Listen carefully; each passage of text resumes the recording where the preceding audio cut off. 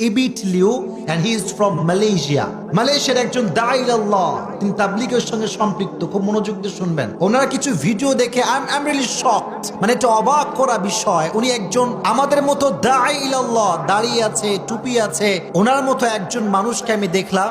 উনি নর্তকীদের নাচ গান যেখানে হয়, মদের বার, নাচের বার, সেখানেও ইসলামের সুমহান বাণী নিয়ে পৌঁছে গিয়েছে।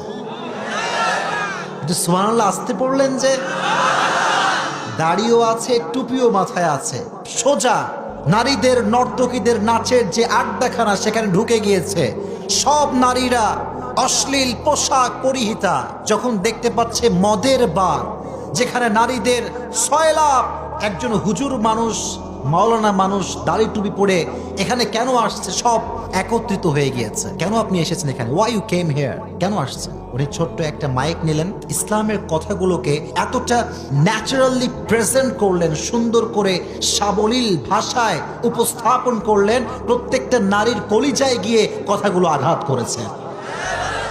এত সুন্দর করে বুঝিয়েছে যে নারীগুলো পতিতা, যে নারীগুলো নেচে বেড়ায়, গেয়ে বেড়ায়, সবাই তাদেরকে দূর দূর করে দাঁড়িয়ে দেয় যে তুই তো গুনাহগার বান্দি, এদেরকেও ইসলামের কথা পৌঁছে দেওয়ার দরকার আছে না নাই?